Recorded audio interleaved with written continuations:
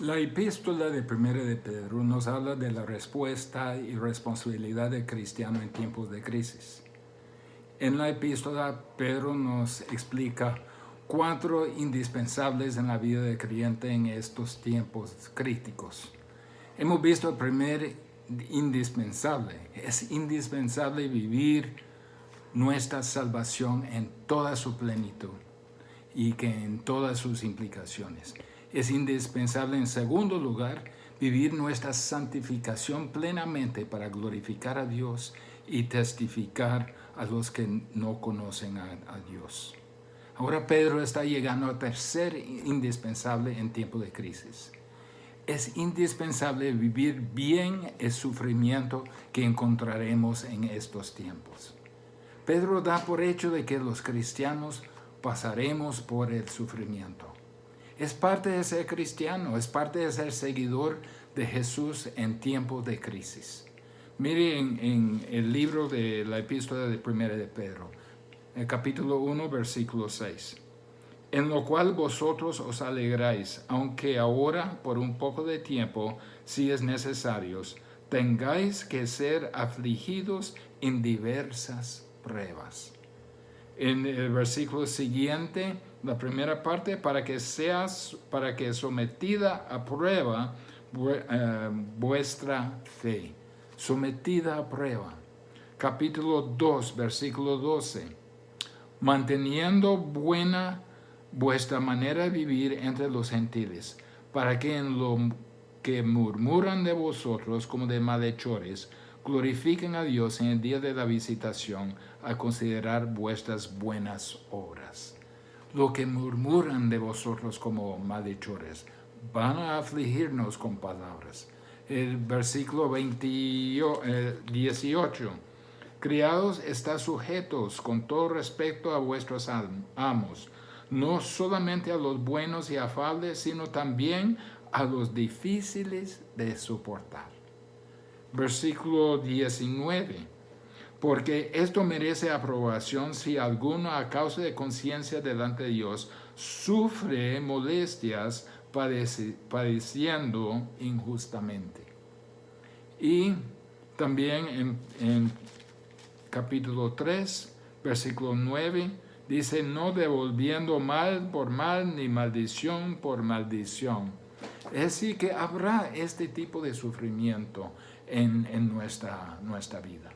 Una y otra vez Pedro habla de sufrimiento que encontraremos. En medio de sufrir por hacer el bien, en medio de una sociedad hostil, tenemos que mantener nuestro enfoque en Cristo. Recuerde, como Pedro está escribiendo a cristianos perseguidos, viviendo un mundo hostil, en mucha dificultad, está enfatizando cuatro indispensables en tiempo de crisis. Empezó enfatizando que el primer indispensable es vivir su gran salvación. Somos, como dijo Pedro, escogidos de Dios y redimidos por nuestro Señor Jesucristo. El segundo indispensable es vivir nuestra santificación. Como santificados, o en otras palabras, apartados para vivir santamente en medio de una sociedad pagana con el propósito de evangelizar a nuestro mundo. Estamos en el mundo, pero no pertenecemos al mundo. Hemos de vivir para que, por motivo de nuestras vidas personales, llegarían a la salvación y así glorificar a Dios. Ahora Pedro nos está preparando para la tercera indispensable, vivir bien nuestro sufrimiento. Dado que sus lectores vivían como santificados en un mundo hostil, hay principios de base que nos da seguridad cuando el mundo se les viene encima. Estas características nos permiten llevar el triunfo sobre la hostilidad y el sufrimiento. Nos permiten confiar en el poder de justicia y tener gozo y confianza en vez de pánico o de ansiedad.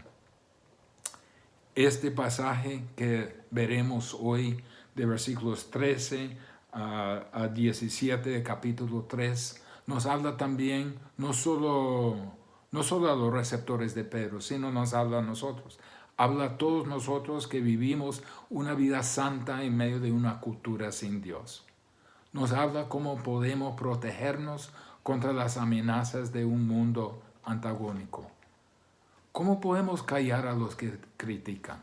¿Cómo podemos tener tal comportamiento que los que nos quieren calumniar no encuentran nada que calumniar? ¿Cómo podemos vivir para sentirnos seguros en este entorno agresivo? En este pasaje Pedro nos da varios principios. Podemos llamarlos las protecciones de creyente en un mundo hostil. Podemos recostar sobre ellos. Nos aseguran a nosotros y minimizan la hostilidad. Son nuestras protecciones contra los que nos quieren atacar. Primero en versículo 13, la primera protección es una pasión para el bien. Pedro dice, ¿y quién es aquel que os podrá hacer daño si vosotros seguís el bien? ¿Quién es aquel? Es inusual que la mayoría de las personas maltratan a los que siguen el bien, a los que hacen el bien. Aún un mundo hostil es lento para dañar a personas que hacen el bien, que son sus benefactores, que son generosos, no egoístas, bondadosos, misericordiosos, sensibles y amables. Pedro habla de una vida buena, una vida benéfica, marcada por la generosidad, por la bondad, por la consideración hacia otros. Si esa es la característica de vida, cabe la pregunta, ¿quién es aquel que le puede hacer daño? Es una pregunta retórica y la respuesta es nadie, no hay nadie. Y dice, si vosotros seguís el bien. Seguir tiene el sentido de tener celo de lo bueno. En la Biblia de las Américas dice, si demostráis tener celo por lo bueno. No es que uno hace bien de vez en cuando, o que es algo que la gente conoce, algo inusual. Pero tener celos significa tener un gran ardor para alguna causa. Yo conozco a algunos que tienen celo para el equipo de Barça. Literalmente no cede ninguna observación negativa sobre su equipo. Peleará para defenderlo a todo costo. Toda su vida se dedica a esa afición. Sacrifican cosas en su vida para seguir a la Barça. Son fanáticos. Esa es su vida. Son tan fanáticos del bien que sacrificaría cualquier cosa para mantenerlo. Nosotros debemos ser tan fanáticos del bien que sacrificaríamos cualquier cosa para mantener el bien. Nosotros debemos tener tanta pasión para la bondad, para el bien, para ternura, para amor, para generosidad, que el mundo tendría gran dificultad en perseguirnos. Tenemos que enamorarnos con el bien, hacer su deleite y su gozo. Las causas malas pierden su brillo, pierden su poder de atracción. Nuestras vidas deben ser impecables, eliminando las causas de persecución. La primera protección para el cristiano en una sociedad hostil es la gran pasión para el bien. En segundo lugar, una adaptabilidad en el sufrimiento. Mire el versículo 14. Más bien, si alguna cosa padecéis por causa de la justicia, bienaventurados sois. Por tanto, no os amedrentéis por temor a ellos, ni os conturbéis. Más también dice, se podría entenderlo más por si acaso, o contrario a lo esperado. Ese más bien si por si acaso alguna cosa padece. Algunas de estas personas a quien Pedro escribía, tal vez estuvieron sufriendo por hacer el bien. Entonces, si sufren por si acaso, por causa de la justicia, por su comportamiento piadoso, no se sorprende ni tenga miedo. Dice, son bienaventurados. También es cierto que muchos cristianos están sufriendo en manos del mundo. Pero ellos están sufriendo porque no hacen el bien. Y así el mundo se siente más libertad, más justificación en hacerles sufrir. Dice, si padecéis por causa de justicia. Habrá tiempo en que la sociedad no tolerará una vida justa. No calza con su norma. No tolera a un hombre justo, a una mujer justa. La mera presencia de virtud santa les irrita a tal grado que actúan agresivamente contra usted. ¿Podría usted en ese momento considerarlo como un privilegio? Mire atrás en el capítulo 2, versículos 21 a 23.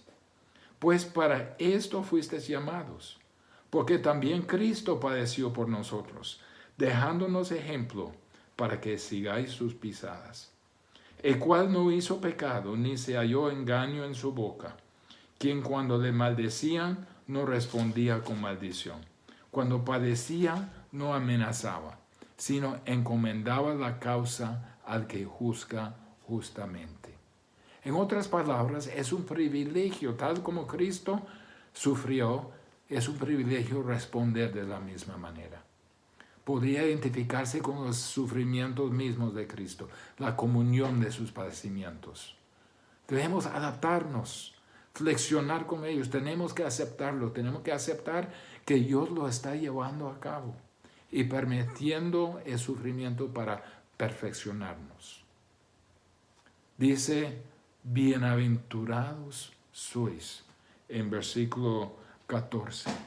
Bienaventurados sois. Al padecer por lo que es justo, somos bienaventurados. ¿Qué quiere decir bienaventurados? Significa ya lo voy a sacar. Tener privilegios, privilegiado, honrado. ¿Por qué? Porque puede unirse como si fueran los sufrimientos de Cristo. Entre más que sufre, mayor la gloria, mayor el galardón. Mire conmigo Mateo, capítulo 5, versículos 10 al 12.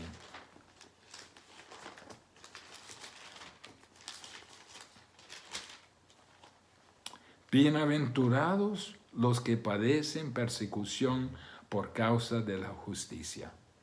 Miren, porque de ellos es el reino de los cielos. Bienaventurados sois cuando por mi causa os vituperen y los persiguen y digan toda clase de mal contra vosotros, mintiendo. Gozaos y alegraos porque vuestro galardón es grande en los cielos, porque así persiguieron los profetas que fueron antes de vosotros. Uno se defiende por simplemente aceptar el sufrimiento como algo dentro del propósito de Dios, haciéndolo una persona privilegiada, escogida para sufrir. Él así, y así disfrutar las bendiciones que Dios reserva para los que sufren. Dios nos ha escogido para este propósito, para mostrar su gloria alrededor. Por tanto, dice en 1 de Pedro 3, no os amedrentéis por temor a ellos, ni os conturbéis. Esto viene directamente de Isaías 8, versículos 12 y 13. Vayamos ahí. No llaméis conspiración a todas las cosas que este pueblo llama conspiración, ni temáis a los que ellos temen, ni tengáis miedo. A Jehová de los ejércitos, a Él santificad, sea Él vuestro temor, y Él sea vuestro miedo. No os amedrentéis por temor a ellos. No temas lo que ellos temen. No temas su intimidación. Temer a Dios primero y santificarle a Él. No deje que le sacude ni que le desoriente. Enfréntalo con valentía. Esa es la adaptabilidad en el sufrimiento. Necesitamos a cristianos que acepten el sufrimiento como fuente de bendición y que no se rindan ante el mundo, no cambien sus convicciones. Me acuerdo de Martín Lutero. que enfrentó a los que quisieron condenarle. Y él dijo, no puedo negar mi fe, no puedo negar la palabra de Dios. Aquí me paro, no puedo negarlo. Si somos perseguidos, regocijaremos en la gloria especial que Dios nos concede y descansaremos en el Espíritu, contando al sufrimiento como un gozo por aquel que sufrió por nosotros. Entonces, no solo debemos protegernos con una gran pasión para el bien, también con adaptabilidad en sufrimiento, pero en tercer lugar, debemos hacer un lugar, tener un lugar para Cristo. Miren lo que dice en versículo 15 de capítulo 3 de Primera de Pedro. La primera frase es solamente, sino santificad a Dios el Señor en vuestros corazones. Es el Señor a quien debemos reconocer como santo. Es el Señor quien debe tener la preeminencia en nuestra vida. No importa lo que nos viene encima, lo que nos ataca, debemos afirmar en nuestro corazón que Cristo es el Señor. El único que tengo que temer es el Señor. No me importa lo que pueden hacer los hombres, pero sí me preocupa lo que Dios me puede hacer. Entonces dice aquí, sino santificar. Santificar significa venerar, adorar. Implica exaltarlo, magnificarlo, darle preeminencia en mi vida. Él tiene el lugar de prioridad en mi vida. Estoy reconociendo la santa y soberana majestad de Cristo. Él es el objeto de mi amor. Es el objeto de mi lealtad. Es el objeto de mi compromiso. Reconozco su perfección, su grandeza, me someto a Él y a su plan. No temeré, aceptaré lo que me trae, le complaceré con una sumisión leal. Jesucristo es mi Señor y le honraré como Señor aún en mis sufrimientos. Él es el Señor aún en mis dificultades, no deja de ser mi Señor. Él es mi seguridad en tiempo de crisis. Entonces, una de las protecciones que tenemos es tener el lugar de preeminencia de Cristo en nuestras vidas. En cuarto lugar, otra protección de cristiano es preparación para contestar. La segunda parte de 1 de Pedro 3:15 dice, estad siempre preparados para presentar defensa con mansedumbre y reverencia ante todo el que os demande razón de la esperanza que hay en vosotros. Presentar defensa. En primer lugar, cuando el mundo hostil nos ataca, podemos presentar defensa. Ese es no como pelear, sino podemos ver esa palabra defensa como una defensa apologética, como la defensa verbal que hace uno en una corte.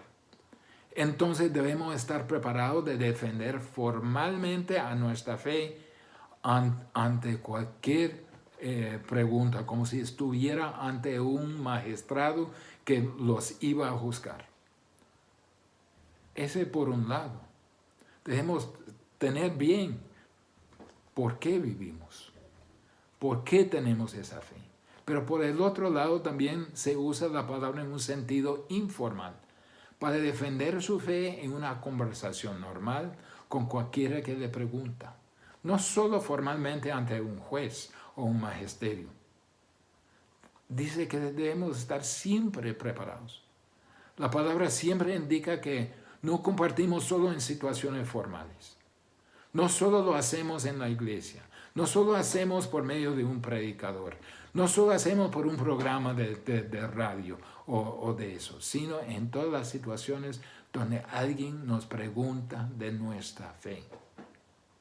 Eso nos toca a nosotros, siempre preparado en todo contexto, en toda actividad, estar siempre preparados. ¿Preparados de qué? De explicar la esperanza que hay en nosotros. El versículo dice de la esperanza que hay en vosotros. ¿De qué se trata esa esperanza?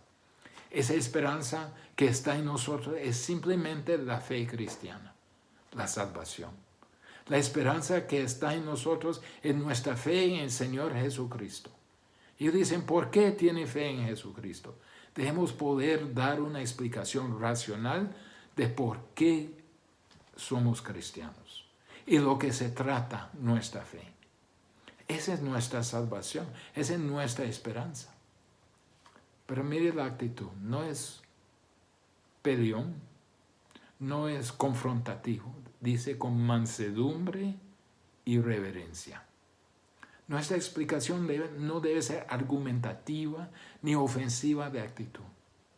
Mansedumbre contempla también la humildad, poder bajo control, completo pero con gracia.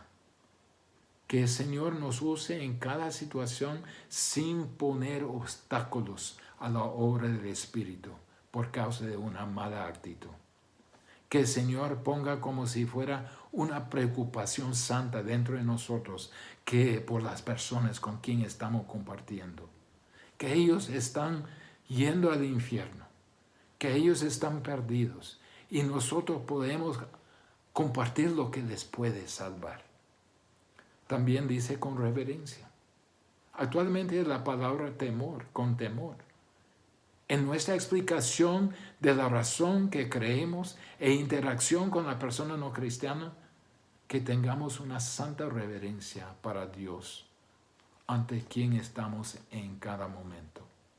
No es temer a la persona con quien estamos compartiendo, sino un temer a Dios si no lo hago bien. Una santa reverencia para la palabra de Dios que Dios puede usar en traer la persona a sí mismo. Una santa reverencia o digamos respeto para las personas ante quienes estamos explicando. Hablando con gracia en nuestras palabras. No debemos pelear con nuestras palabras a presentar la verdad. Esta preparación para contestar es otra de las protecciones para nosotros en tiempo de sufrimiento en crisis. Mire, en lo personal, poder dar una respuesta clara, pensada, razonada, bíblica, a toda la persona que nos pregunta de por qué somos cristianos, es parte de nuestra propia seguridad contra la animosidad del mundo. ¿En qué sentido? Imagínese que esté en una situación de hostilidad, de persecución o ataque a su persona. Si no puede entender claramente por qué usted es cristiano, o si no lo puede explicar claramente, usted se va a desmoronar ante el ataque, ante la hostilidad. Se va a colapsar. Podría tener dificultad recordando de suficiente información para convencerse a sí mismo que usted es verdaderamente cristiano. Y si cae en la duda, va a sentir los golpes del enemigo más duros para ser eficaz en un mundo hostil. Debemos prepararnos, estar preparados en cualquier momento a responder con conocimiento, pero también con humildad, con reverencia y con valentía. Debemos estar anticipando cada oportunidad de responder a cada persona que nos pregunta. Esa es la manera de encarar la hostilidad en nuestro medio ambiente, en nuestro ambiente, en nuestro entorno. Que estemos esperando, que cada persona me pregunte. Entonces, la preparación para contestar es otra de nuestras protecciones. También la quinta, una conciencia pura.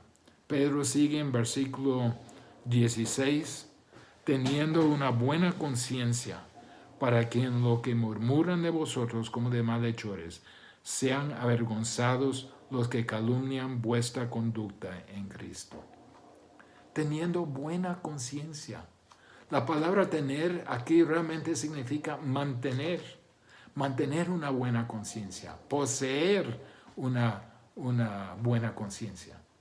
Significa que su conciencia no le está acusando. Su conciencia es un mecanismo que le afirma o le acusa. ¿Es algo que Dios ha implantado para actuar como fuente de convicción de mal o de afirmación de bien? Si tiene una buena conciencia, le indica que va bien. Si tiene una mala conciencia, le señala que no todo está bien, porque hay pecado en la vida. Debemos vivir con una conciencia clara, una que no nos condena a encontrar la crítica, para que al enfrentar la hostilidad y persecución, no se llena uno de culpabilidad que impide su testimonio. Si está viviendo una vida pecaminosa, si no tiene celo para el bien, si no tiene lealtad para Jesucristo, y si vive una vida más bien no ejemplifica a Cristo, entonces va a sentir un enorme peso de culpabilidad y no podrá estar firme ante la hostilidad. Entonces, mantener una buena conciencia, para que en lo que murmuran de vosotros como de malhechores, sean avergonzados los que calumnian vuestra buena conducta en Cristo. Si viene la hostilidad y la persecución, y usted sabe que su vida está bien con el Señor, que Él es fiel, o que usted es fiel a Él, que ha santificado a Cristo en su corazón, que sigue en su misión a Él, que prosigue bien, que prosigue la santidad para glorificar a Él, entonces no importa qué tipo de hostilidad vendría, tendría paz, tendría una defensa en medio del mundo hostil. Algunos van a murmurar. Murmurar es como abuso verbal, difamación verbal. Si uno vive para Cristo, va a encontrar. En 1 Timoteo dice que todos los que quieren vivir piadosamente padecerán persecución. Vamos a encontrar abuso verbal. No nos gusta, pero viene. Calumnian, es como amenazar, abusar, insultar, maltratar. El mundo se siente tan justificado en condenar a cristiano cuando encuentra a alguien que dice ser cristiano, pero ha escandalizado la fe cristiana. Se sienten en los del mundo que tienen la razón y lo empujarán hasta el límite para acusar a un cristiano o quien dice ser cristiano. Pero si su conciencia es clara, no tendrá culpabilidad en lo que le calumnia. Va a caer como agua sobre la espalda de un pato. Se desliza y se va. Y los que calumnian su buena conducta en Cristo se avergonzarán, porque será una acusación falsa, sin evidencias. Nosotros debemos vivir de tal manera que al acusarnos, los que traen la acusación salen avergonzados, no nosotros. Entonces, aquí una de nuestras protecciones en medio del sufrimiento es tener una conciencia clara. Por último, una decisión clara. Una decisión clara y convincente para nosotros. Mire versículo 17. Porque mejor es que padezcáis haciendo el bien, si la voluntad de Dios así lo quiere, que haciendo el mal. Esas son dos opciones que nos encaran en cuanto, en cuanto al sufrimiento. La primera opción es sufrimiento no merecido. Puedes sufrir por hacer lo que es bueno, si Dios así lo quiere. Y hemos visto que si este es el caso, será bendecido. La voluntad de Dios es que si hace lo correcto, si hace lo justo, si hace lo bueno, usted sufriría para ser fortalecido y para glorificar a Él. Además, usted puede ser bendecido en aquel sufrimiento y galardonado eternamente. Esa es la primera opción. La opción 2 es sufrimiento merecido. Uno puede escoger sufrir por hacer el mal. La voluntad de Dios es que si hace mal, sufrirá porque ello es su disciplina, su castigo. Usted lo ha traído sobre usted mismo, pero aún es para su bien, para enderezar sus caminos. Ahora, ¿cuáles son nuestras defensas? Nuestras protecciones contra la hostilidad del mundo. Primero, una pasión para el bien, que le hace difícil al mundo calumniarnos. En segundo lugar, una adaptabilidad en el sufrimiento, porque lo aceptamos como la voluntad de Dios. La tercera protección es mantener un lugar para Cristo. Le damos el lugar de prioridad en nuestra vida. Y en medio de ese sufrimiento y hostilidad, continuamos en lealtad a Él, amándole, continuando en obediencia y fidelidad a Él. También una de nuestras protecciones es una preparación para contestar cuando nos preguntan. Podemos darle a cualquiera una respuesta clara de por qué somos cristianos. Una conciencia pura. Mantenemos nuestra conciencia limpia. Mantenemos nuestra vida correcta. Y por el Espíritu nos mantenemos obedientes a la palabra de Dios. Y cuando nos calumnian no sentimos vergüenza, porque mantenemos la conciencia pura. Más bien son ellos, los acusadores, los que sienten avergonzados. Y por último, una decisión clara. Decidimos sufrir más bien por hacer el bien, porque nos fortalecen y nos bendicen. ¿Está preparados? ¿Está protegido ante la hostilidad, ante el sufrimiento? Que Dios nos fortalezca en cada uno de esas protecciones que podemos disfrutar en medio del sufrimiento. Oremos. Padre, tu palabra nos enseña que el sufrimiento vendrá a la vida del creyente, pero es para nuestro bien. Padre, te pido que tú nos ayudes a protegernos contra ese sufrimiento, para que podamos responder de la manera correcta y estemos preparados de dar testimonio de tu gracia y bondad en nuestra vida, para que otros vean y lo acepten como su Salvador. En el nombre de Jesús. Amén.